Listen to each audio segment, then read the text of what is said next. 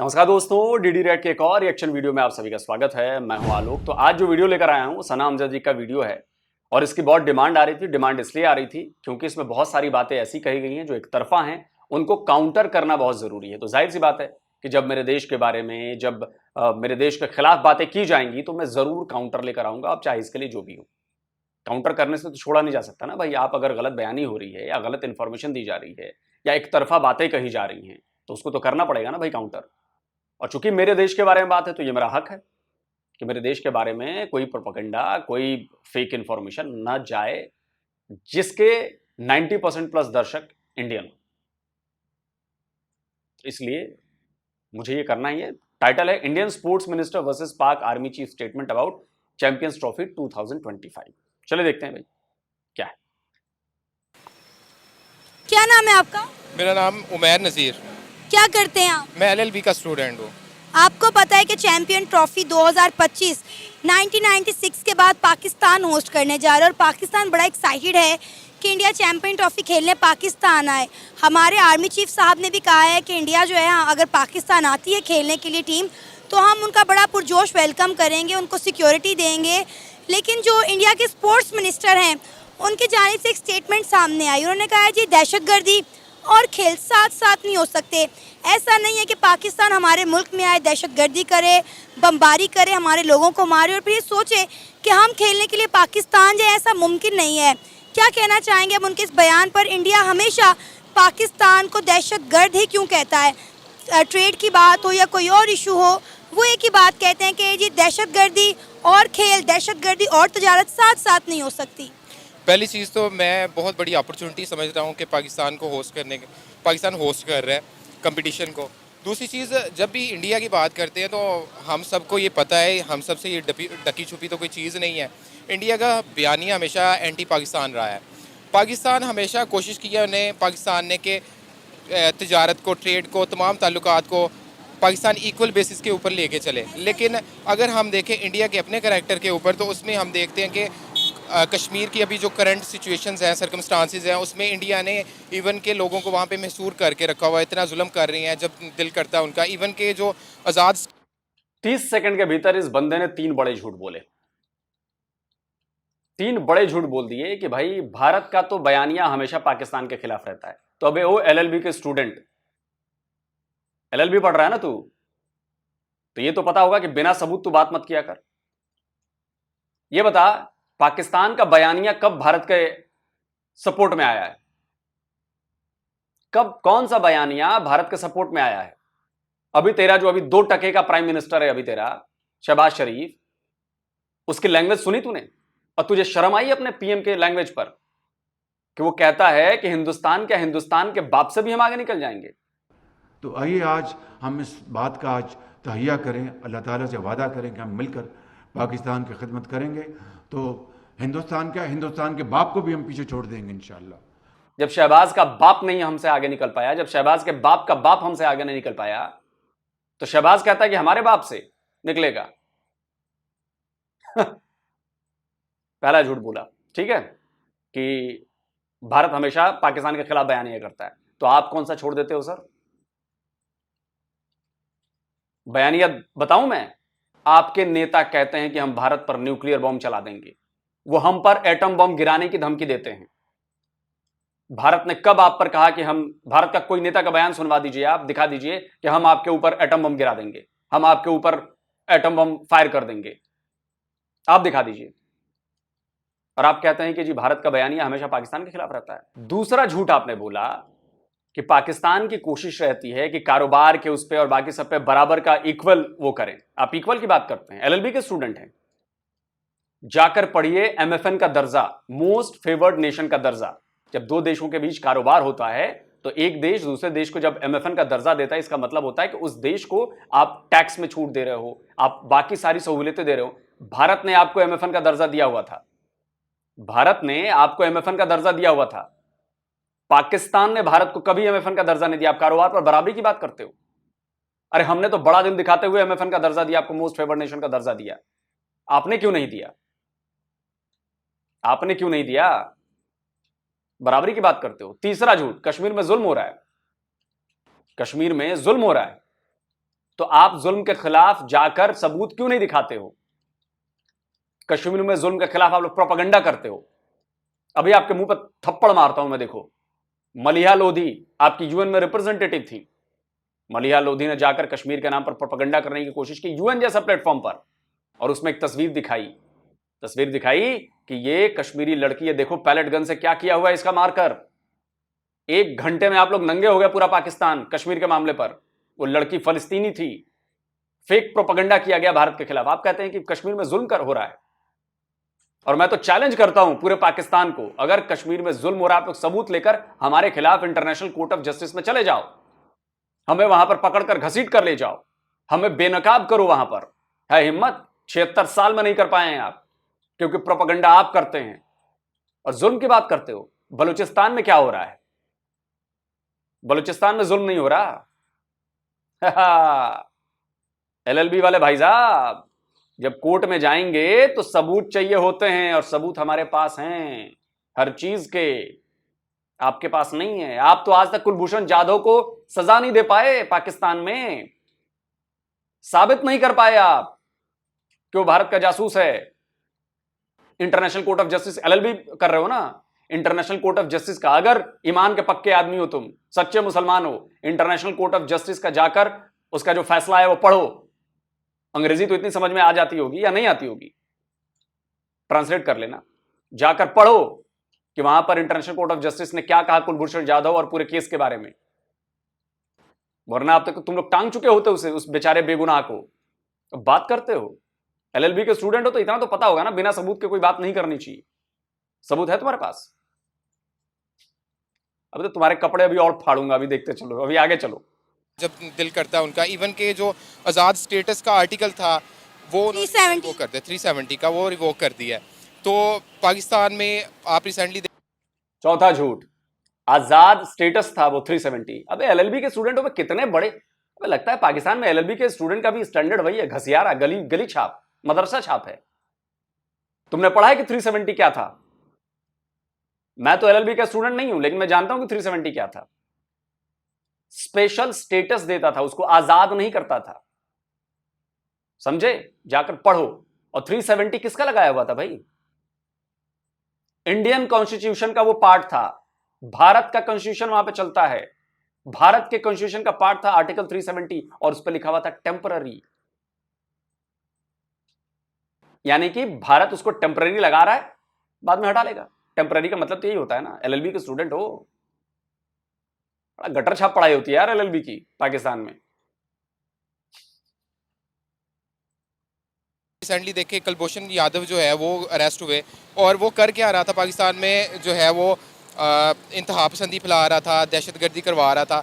तो मेरे ख्याल से भारत को इन चीज़ों के ऊपर देखना चाहिए, ठीक है। और पाकिस्तान ने एक अगर उनको इनवाइट किया एज आप पाकिस्तान, एक सबूत दे दो कि कुलभूषण जाधव पाकिस्तान में दहशतगर्दी कर रहा था। क्या वो कसाब की तरह AK-47 लेके घूम रहा था? क्या कसाब की तरह जो पाकिस्तानी आतंकवादी कसाब था, क्या उसने 150 से ज्यादा लोगों की हत्याएं की? एक तस्वीर, एक वीडियो, एक सबूत। एलएलबी के स्टूडेंट हो ना, चैलेंज करता हूं मैं तुम्हें, एक सबूत कुलभूषण जाधव के लिए लाकर दिखा दो कि वो दहशतगर्दी कर रहा था, एक सबूत। अब ये मत कहना कि कैमरे पर उसने कबूल किया है। तुम आओ ना, मैं तुमसे कैमरे पर कबूल करवा दूंगा बहुत कुछ, मेरे पास आओ। जेन्युइन होके बात करो, न्यूट्रल होके बात करो। कसाब को साबित करने के लिए हमारे पास 1000 सबूत थे, समझे? 1000 सबूत।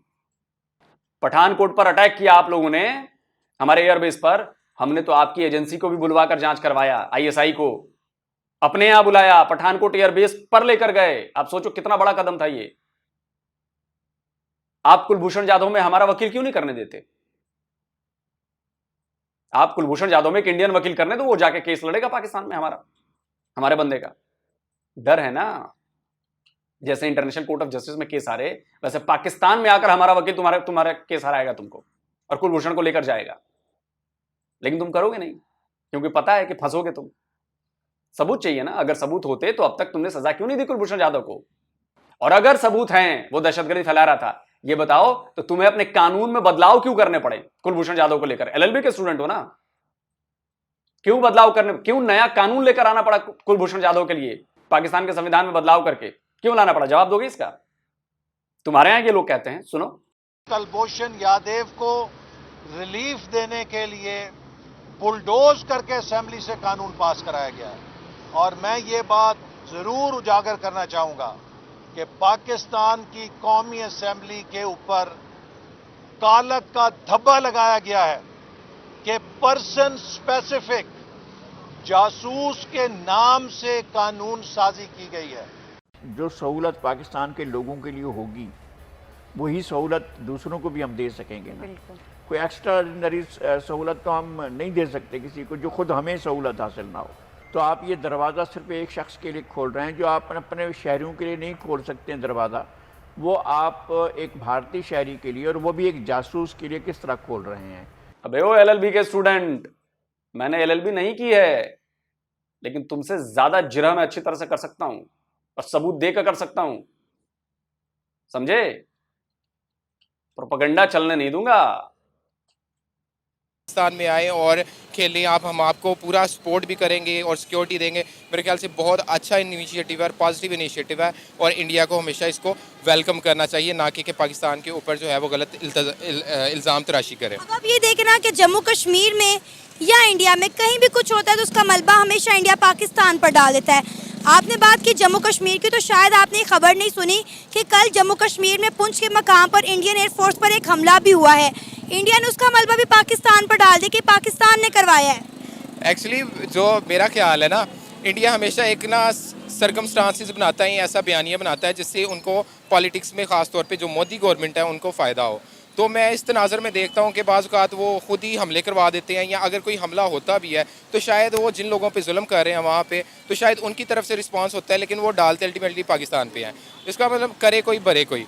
अब आप ये देखें ना कि पाकिस्तान के अवाम, अच्छा, तो अभी आपके यहां जो ये 20-22 किलिंग्स हुई, नंबर 1 एजेंसी के रहते हुए पाकिस्तान में घुसकर पिछले 4 साल में लोगों ने मारा, 22 लोगों ने, जिसका आरोप आप हमारे ऊपर लगा रहे हो, वो क्या है जनाब? जरा बताएंगे वो क्या है? वो आप क्या कर रहे हैं? बताओ तो सही। और हम तो सबूत देते हैं सर। कसाब में माना ना आपने, मानना पड़ा ना, मजबूरी थी ना आपकी, क्योंकि इतने भर भर के सबूत दे दिए हैं कि मुंह बंद हो गया, आपका चेहरा, काला चेहरा सामने आ गया आप लोगों का। कितना पुरजोश है कि इंडियन क्रिकेट टीम पाकिस्तान आए, पाकिस्तान आके चैंपियन ट्रॉफी खेले। यहाँ पे विराट कोहली के, रोहित शर्मा के, केएल राहुल के इतने सारे फैन हैं। सब चाहते हैं कि इंडियन प्लेयर्स हमें कज़ाफ़ी स्टेडियम लाहौर में खेलते हुए दिखाई दें, लेकिन इंडिया बार बार एक ही बात कहता है कि पाकिस्तान जो है वो दहशतगर्द कंट्री है। अब देखिए ना, बात बात पे हमारे माथों पर ये लेबल लगा दिया जाता है, लेकिन ये कहीं ना कहीं चीज़ पाकिस्तान में भी देखी जाती है कि पाकिस्तान में कुछ होता है तो हम भी उसका मलबा इंडिया पे डाल देते हैं। तो कब तक ये ब्लेम गेम चलती रहेगी? देखिए, पहली चीज़ है फैक्चुअली हमें बात करनी चाहिए। Being a student of law, मेरी प्रैक्टिस भी मैं करता रहा हूँ, तो उसके दौरान देखिए मैंने एक चीज़ सीखी है कि आप फैक्ट्स के ऊपर बात करें। ऐसा नहीं हो सकता कि आप देखें इल्ज़ाम तराशियाँ करें। हाँ, अगर आपके पास कोई वैलिड पॉइंट्स हैं, आप आर्गूमेंट्स हैं, वो रखें। दूसरी चीज़, आप बहुत ज़्यादा, मैं हैरान होता हूँ कि पाकिस्तान में इतनी ज़्यादा फ़ैन फॉलोइंग है। विराट कोहली की देख लें या रोहित शर्मा देख लें या उनके दूसरे प्लेयर्स, तो मैं खुद सोचता हूँ कि यार देखें, ये जो गवर्नमेंट है ख़ास तौर पे इंडिया की, ये पाकिस्तान के ख़िलाफ़ बयानियाँ बनाती हैं, लेकिन हम जो बीइंग एज ए पर्सन जो है, पीपल हैं, हम बहुत इस चीज़ को वार्मली वेलकम करते हैं कि वो प्लेयर्स हमारे उधर जाएँ, हम उनके प्लेयर्स यहाँ पे आएँ, और ऐसा होना भी चाहिए। लेकिन आप देखिए ना कि हमारे आर्मी चीफ ने कितना पॉजिटिव स्टेटमेंट दिया है कि इंडियन क्रिकेट टीम पाकिस्तान आए, हम उनका वेलकम करेंगे, उनको सिक्योरिटी देंगे, उनको प्रोटोकॉल के साथ जो है स्टेडियम तक पहुंचाया जाएगा। लेकिन उनके स्पोर्ट्स मिनिस्टर क्या कह रहे हैं? उनके स्पोर्ट्स मिनिस्टर के अगर पिछले कुछ आप बयानात उठा के देख लें, वो है ही पाकिस्तान के अगेंस्ट। ठीक है, मेरे ख्याल से उनको चाहिए कि अपने स्पोर्ट्स मिनिस्टर को चेंज करें और एक ऐसा बंदा लेके आए जो कि न्यूट्रल हो, ऐसा ना हो कि जो कि बयान लाए। अब स्पोर्ट्स, अभी तूने कहा कि तू फैक्चुअली बात करता है। अच्छा, अगर हम आतंकवाद की बात करते हैं, क्या हम फैक्चुअली गलत बात कह रहे हैं? क्या पाकिस्तान में दहशतगर्दी नहीं हो रही है? क्या पाकिस्तान दहशतगर्दों को सपोर्ट नहीं कर रहा है? तो ये बता, 139 यूएन डेजिग्नेटेड टेररिस्ट तेरे यहां क्या कर रहे हैं? तूने फैक्ट्स की बात कही है ना, फैक्ट्स अभी देता हूं ना बेटा, एलएलबी के स्टूडेंट, अभी फैक्ट्स देता हूं मैं, काउंटर करो इसको। 139 क्या कर रहे हैं तेरे यहां यूएन डेजिग्नेटेड टेररिस्ट? बता भाई। 140वां, उसका भी नाम बता देता हूं, अब्दुल रहमान मक्की। अभी चाइना ने इंडिया को सपोर्ट कर दिया उसको यूएन डेजिग्नेटेड टेररिस्ट बनाने में। मक्की पाकिस्तान का ही है बेटा, नहीं पता? टीटीपी वाले क्या कर रहे हैं तुम्हारे यहां? दहशतगर्दी नहीं हो रही है? और तुम कहते हो स्पोर्ट्स मिनिस्टर को बदल देना चाहिए। स्पोर्ट्स मिनिस्टर ने तो कभी आपको दुश्मन नहीं कहा, लेकिन आपका फॉर्मर पीसीबी चीफ पिछली बार जब अपनी टीम भेज रहा था अशरफ जका, उसका बयान याद नहीं करोगे बेटा? उसने क्या कहा था? सुनवाता हूं, भी सुनो, सबूत बहुत है ना मेरे पास, सुनो। मेरा मकसद एक ही था कि हमारे जितने प्लेयर्स हैं ये मोराल इनका अप होना चाहिए जब ये किसी दुश्मन मुल्क में या किसी जगह भी खेलने जाएं जहाँ कंपटीशन हो रहा है। अब इससे भी बड़ा सबूत चाहिए कि जो अपनी टीम भेज रहा है, कह रहा है मैं दुश्मन देश में भेज रहा हूं। कभी आपने किसी हमारे बीसीसीआई के चीफ को यह कहता हुए सुना हो कि हम दुश्मन देश में भेज रहे हैं या दुश्मन देश से टीम खिला रहे हैं हम? अबे दुश्मनी तो तुम लोगों ने पाली हुई है, नफरत तुम लोगों के दिमाग में है, और इल्जाम हम पर लगा रहे हो और फैक्ट्स की बात कर रहे हो। फैक्ट्स तो भर भर के लाया हूं ना बेटा, मैं भर भर कर। स्पोर्ट्स का मकसद क्या है कि आप एक जो है पॉजिटिव एक्टिविटी को फ़रोग दें, लेकिन अब उसके बावजूद ये पॉलिटिक्स को लेके आए या बयान पाकिस्तान के खिलाफ बयान दें, तो मेरे ख्याल से ये बड़ी अनफॉर्चुनेट सी चीज़ है। अब आप देखें ना कि अगर दोनों मुल्कों के दरमियान खेल जो है शुरू हो जाता है, हमारी टीम तो इंडिया गई, अब इंडियन टीम पाकिस्तान आती है और डेफिनेटली दोनों मुल्कों के ताल्लुकात भी खुशगवार होंगे ना। हाँ एग्जैक्टली, ये आपने बहुत अच्छी बात की। पाकिस्तान अच्छा सना, तो ये बताइए, आप ही बता दीजिए, 76 साल में हमने मैचेस नहीं खेले हैं क्या एक दूसरे के यहां जाकर? रिश्ते अच्छे हैं, हुए थे रिश्ते अच्छे, कुछ भी बोल देंगे आप लोग और यहाँ के लोग कुछ भी सुन लेंगे और मान लेंगे उसको। नहीं नहीं नहीं नहीं, हम बैठे हैं ना, मानने नहीं देंगे। आप मुझे बताइए 76 साल में क्या पाकिस्तानी क्रिकेट टीम यहां आकर नहीं खेली है या भारत की टीम पाकिस्तान जाकर नहीं खेली है? तो आप बताइए, तब तो संबंध बड़े अच्छे होने चाहिए थे। क्यों संबंध अच्छे नहीं हुए? मुंबई अटैक क्यों करवाया आप लोगों ने? उरी, पुलवामा, पठानकोट क्यों करवाया? संबंध अच्छे थे तो। 4 बार जंगे हम पर क्यों थोपी? संबंध अच्छे थे तो। आप बताओ ना, क्रिकेट खेलने से अगर संबंध अच्छे हो जाते तब तो पूरी दुनिया क्रिकेट खेल रही होती, रूस यूक्रेन भी क्रिकेट खेल रहे होते। सर जी, मैडम, प्रोपेगेंडा नहीं चलने देंगे मैडम, याद रखिए, एक तरफा बातें नहीं होंगी। पाकिस्तान के और इंडिया के ताल्लुकात बहुत अच्छे होंगे, लेकिन मेरे ख्याल से अगर इन केस जो कि हमें भारत का कंसेक्टिव जो है वो पीछे कंसिस्टेंट जो उनका एटीट्यूड है, हमें पता है कि वो जो है हर बार बाइकआउट करते हैं, तो मेरे ख्याल से ये पहली चीज़ तो ये है कि अगर वो आते हैं हमें उसको वार्मली वेलकम करना चाहिए। लेकिन इसके बरक्स अगर वो नहीं आते तो पाकिस्तान को भी बाइकआउट करना चाहिए, क्योंकि देखें ये एक्टिविटी ऐसी है कि इसमें मैं समझता हूँ कि किसी भी सेल्फ रिस्पेक्ट जो है वो कंप्रोमाइज़ नहीं होनी चाहिए। अब आप देखें ना कि पाकिस्तान तो चाह रहा है कि इंडिया के साथ ताल्लुकात ठीक हो। आपको याद होगा पाकिस्तान के ex prime minister Imran Khan साहब ने जम्मू कश्मीर को मद्देनजर रखते हुए जब आर्टिकल 370 जम्मू कश्मीर से हटाया गया तो उन्होंने इंडिया और पाकिस्तान के दरमियान होने वाली ट्रेड बंद कर दी थी। लेकिन अब जो नई सरकार आई है नून लीग की, वो चाह रही है कि इंडिया और पाकिस्तान के दरमियान ट्रेड हो, लेकिन अब इंडिया कोई जवाब ही नहीं दे रहा। शायद इंडिया पाकिस्तान के साथ ताल्लुकात बेहतर ही नहीं करना चाहता। पहली अच्छा, मतलब आपका जब मन करे तब आप ताल्लुकात खत्म कर दो, आपका जब मन करे तो ताल्लुकात जोड़ लो, ऐसा कैसे होगा मैडम? मतलब जब पाकिस्तान चाहेगा तो ताल्लुकात तोड़ लेगा और जब पाकिस्तान चाहेगा तो जी वो कर ले।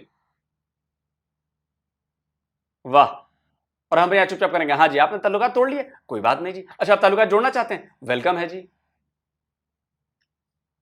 गजब मामला लगता है मैडम। पहली चीज़ जो इमरान खान की गवर्नमेंट थी, हमारे एक्स प्राइम मिनिस्टर, मेरे ख्याल से सबसे ज़्यादा वो प्रमोट करते थे दो कंट्रीज़ के दरमियान रिलेशंस को, ट्रेड को, और वो बहुत अच्छी तरह मैनेज भी कर रहे थे।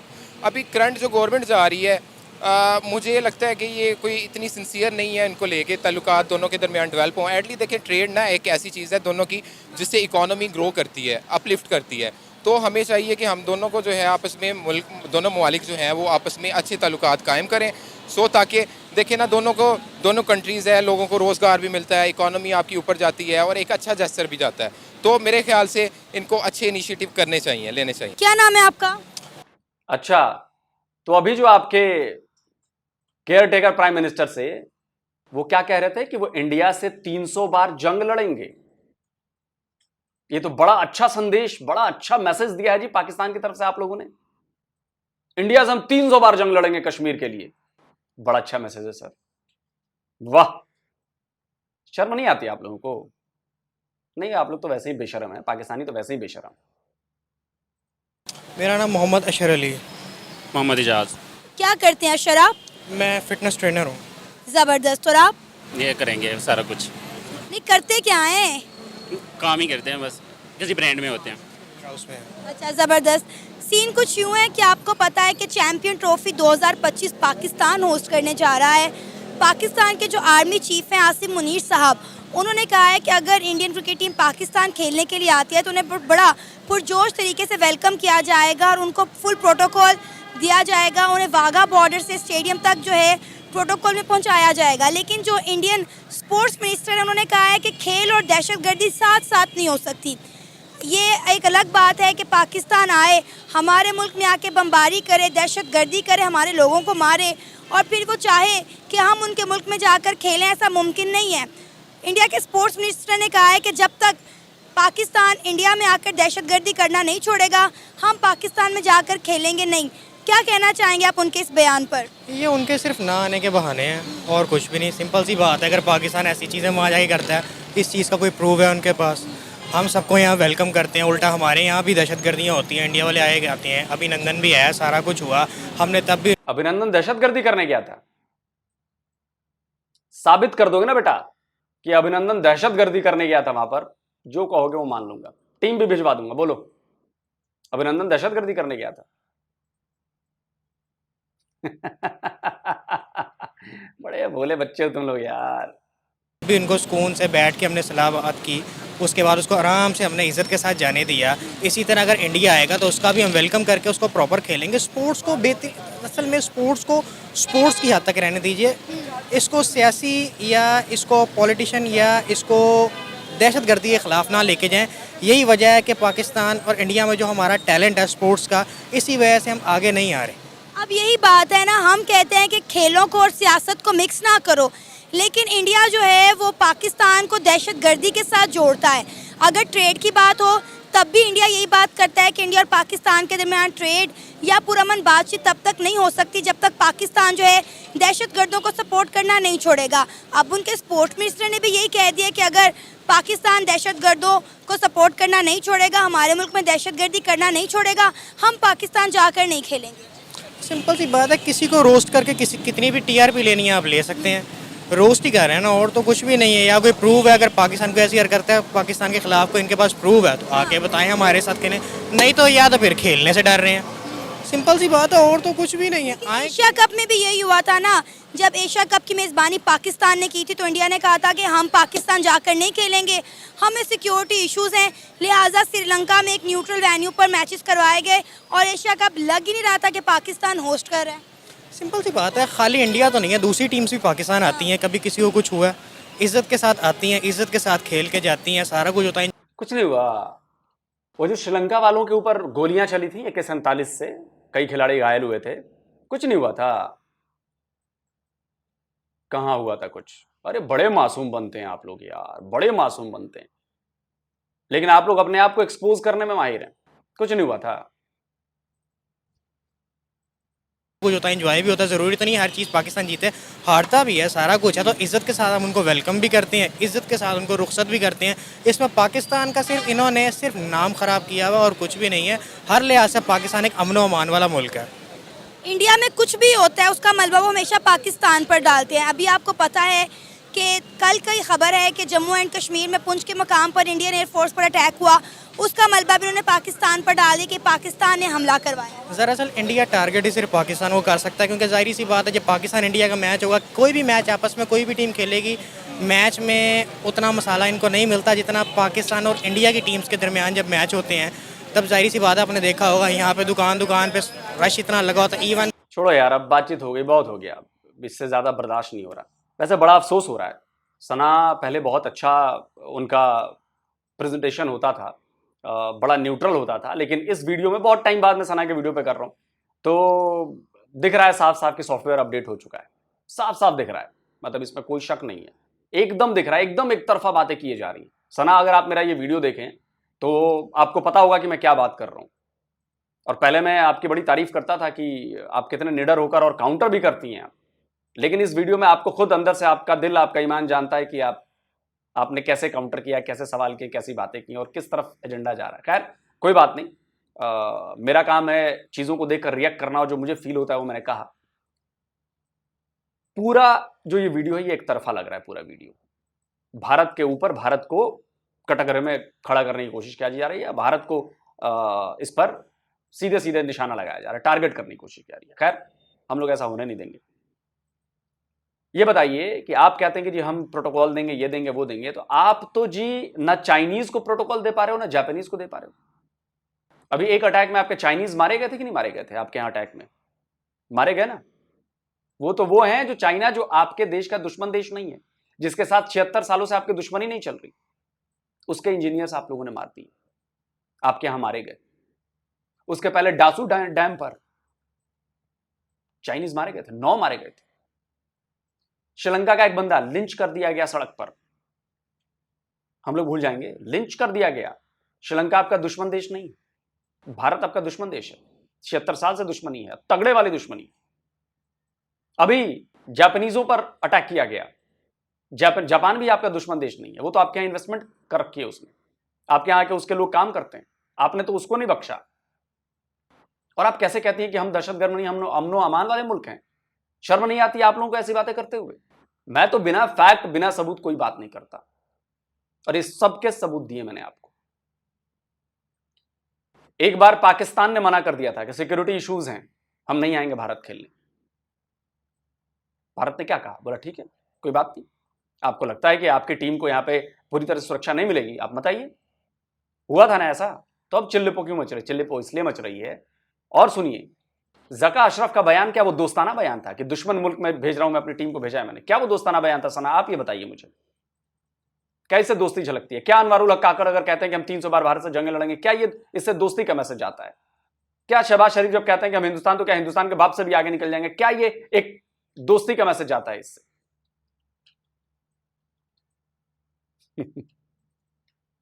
और ये जवाब आप मुझे मत दीजिएगा सना, अपने आप को दीजिएगा जवाब इसका कि आपको क्या फील होता है।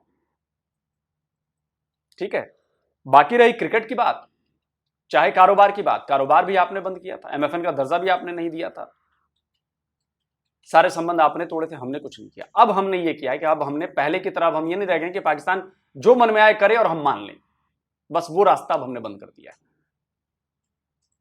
टीम भारत की जाएगी पाकिस्तान खेलने या नहीं जाएगी, ये भारत की सरकार और भारत का जो क्रिकेट बोर्ड है वो तय करेगा। ठीक है, आपको बाइकआउट करना है, नहीं करना है, या आपका बोर्ड और आपकी सरकार तय करेगी, और दोनों देश इस बात के लिए आजाद हैं। और रही बात, जो भी ये कहता है कि दूसरे देश भी तो आते हैं पाकिस्तान में क्रिकेट खेलने, तो ये बात नहीं भूलनी चाहिए उन लोगों को कि दूसरे देश जो हैं, क्या ऑस्ट्रेलिया के साथ भी आपकी वैसी ही दुश्मनी है जो भारत के साथ है? क्या न्यूजीलैंड के साथ भी आपकी वही दुश्मनी है जो भारत के साथ है? क्या वैसे ही रिलेशन है? नहीं है। तो ये ज्ञान हमें मत दिया कीजिए कि दूसरी टीमें तो आती हैं, खेलो ना दूसरी टीमें। भारत से क्यों खेलना है? दुनिया में और भी टीमें हैं, भारत को छोड़ो यार, भारत के साथ नहीं खेलना, मत खेलो। तुम लोग भी बाइकआउट कर दो, और मैं तो चाहता हूं कि बाइकआउट करो, बिल्कुल बाइकआउट करो। दोस्तों आप बताइए, जो मैंने आर्गुमेंट दिए, जो मैंने दलीलें दी हैं, क्या वो दलील सही है, नहीं है? कमेंट करके जरूर बताइए, और ये जरूर बताइए कि क्या भारत को पाकिस्तान खेलने जाना चाहिए या नहीं जाना चाहिए। कमेंट करके जरूर बताइए। जल्दी मिलता हूं एक और नए वीडियो के साथ। नमस्कार, जय हिंद।